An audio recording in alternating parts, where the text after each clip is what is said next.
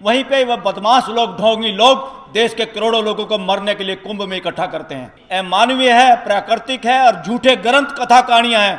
इनको आप आस्था के नाम पे ढो नहीं सकते। ये आस्था आस्था करके आप गुलामी की चादर कब तक ओढ़े रहेंगे? जो आस्था पे 3 कंडीशन पे खरी उतरती है उसको आप एब्सोल्यूट आस्था है, उसका अधिकार इस देश में, बाकी आस्था का अधिकार नहीं है। प्रधानमंत्री किसी के बाप की और खैरात की पद का नाम नहीं है। सीएम, पीएम या डीएम, एसपी ये किसी के बापों की जागीर नहीं है। सुप्रीम कोर्ट का भी कोई फैसला है, वो सबको एक दृष्टि से आपको देखना चाहिए। क्या इसमें शासन की बू आ रही है? कौन है परमिशन देने वाले बदमाश जिनका नाम एग्जीक्यूटिव मैजिस्ट्रेट है?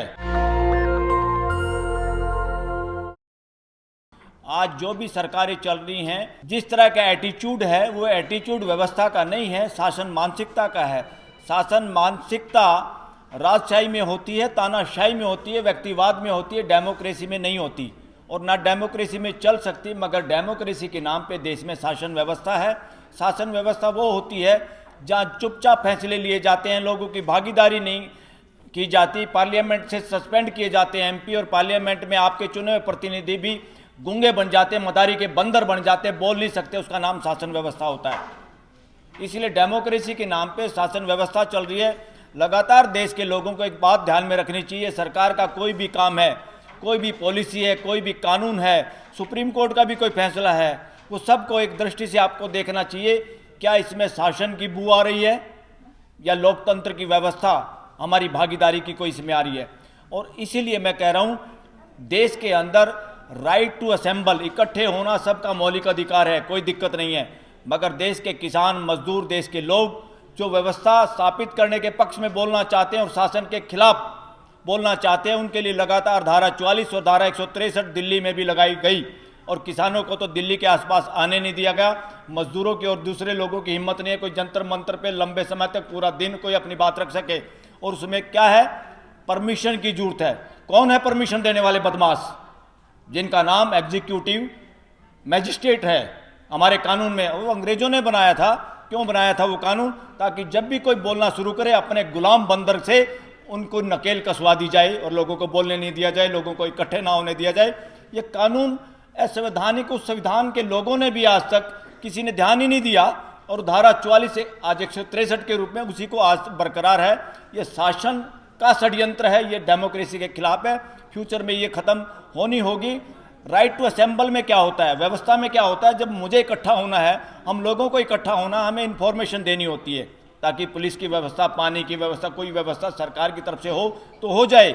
मगर उसमें यह नहीं है कि आप मना कर दोगे लोगों को इकट्ठा होने से।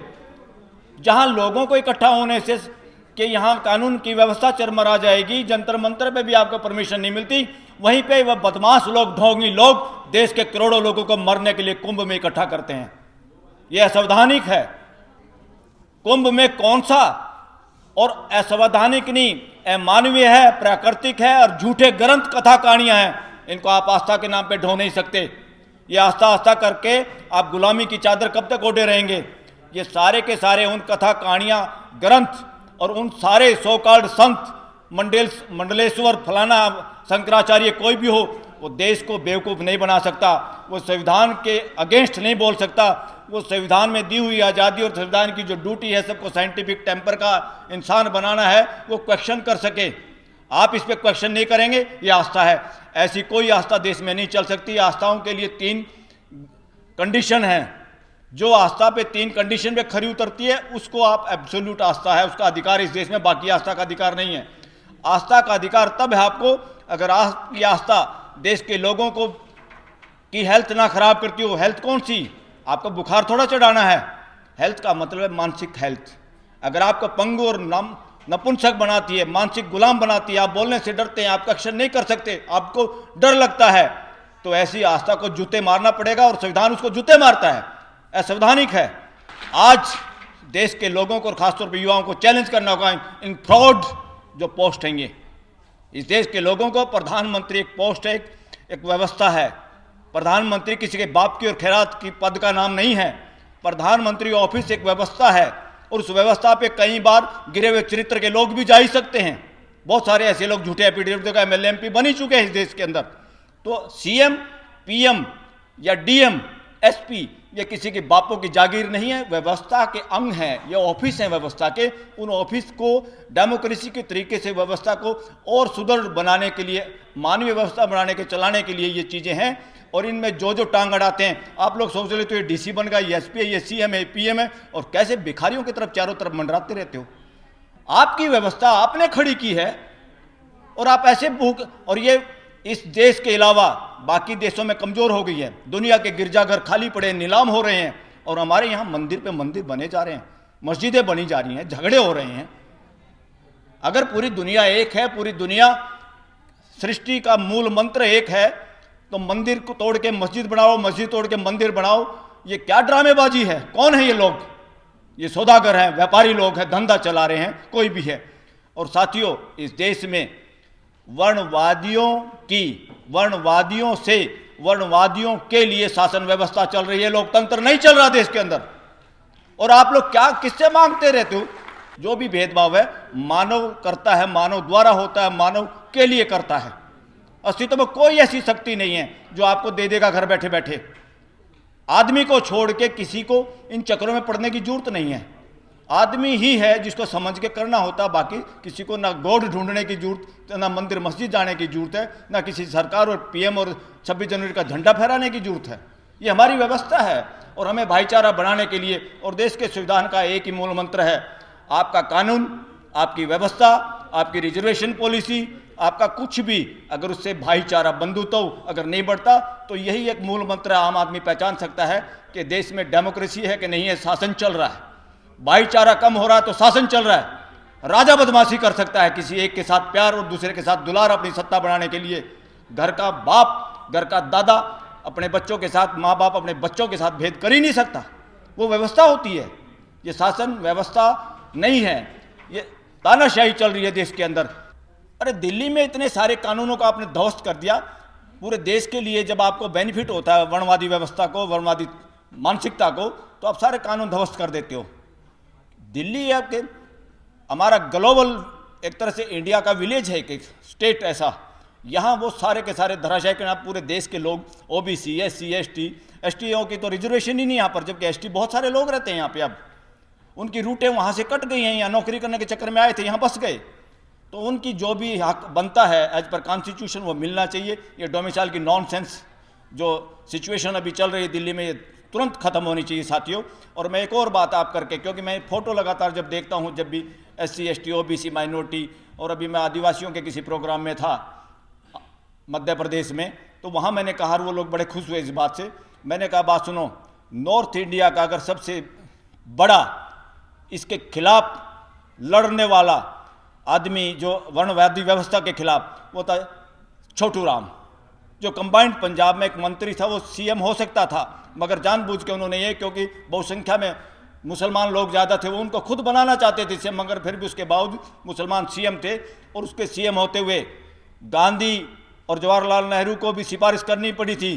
किसने? जो पाकिस्तान का बंटवारा चाहता था, जो पहले जिन्ना पंजाब में नहीं घुस सका, उसको घुसने नहीं दिया, वो समाज को तोड़ नहीं पाया। हिंदू, मुसलमान, सिख, ईसाई किसी को नहीं तोड़ पाया, सारा मजदूर, सारा किसान एक ही उसमें था। क्यों? क्योंकि सब सामने वाला अगर परिवार के मुखिया या परिवार के कुछ लोग ऐसे हों जो पूरे परिवार को बांध के रख सकते हैं, वही है व्यवस्था, मानवीय व्यवस्था।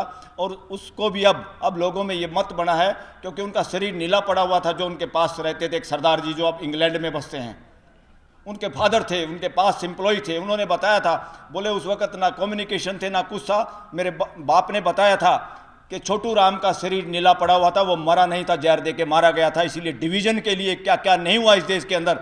और सबसे ज़्यादा इस वर्णवादी व्यवस्था का, जब तक ये जो लोग थे ना, Hindu Mahasabha so called, 2-3 seat पूरे कंबाइंड पंजाब, जिसमें पाकिस्तान का पंजाब, इंडिया का पंजाब, हिमाचल प्रदेश, राजस्थान का भी हिस्सा, आज का हरियाणा, आपकी दिल्ली और कुछ पश्चिमी यूपी का भी ये सब कंबाइंड पंजाब का हिस्सा था। इतना बड़ा एक देश था एक तरह से, और उसके अंदर डिवीज़न के लिए कोई आदमी मानसिक तौर से तैयार नहीं था साथियों। इसलिए मैं फ्यूचर में चाहता हूँ, और उसकी वजह से उन्होंने जितने टिल्ट खेती करने वाले लोग थे, सबसे ज़्यादा देश में शेड्यूल कास्ट के लोगों के पास अगर ज़मीन है, खेती करने वाले जमींदार हैं, तो वो J&K में है, जो उन्हीं के बनाए हुए कानून के आधार पर, उस कानून की वजह से उनको भी ज़मीन वहाँ मिली थी। आप लोगों को इस बात का आइडिया होना चाहिए।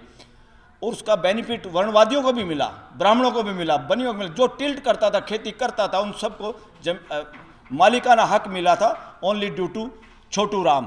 तो छोटू राम जैसा वो भी एक ओबीसी का चेहरा है इस देश के अंदर, और उस ओबीसी का जो माइनॉरिटी के साथ हैं, जो डिविजिव फोर्सों के खिलाफ लड़े, और उस फोर्स के खिलाफ लड़ते लड़ते जिनकी शहादत हुई और समाज को पता ही नहीं था कि जहर दे के मारा गया है। आज जब उसके सबूत सामने आ रहे हैं तो ये स्टोरी इस देश की है। देश में आदमी की पहचान नहीं हुई अभी भी।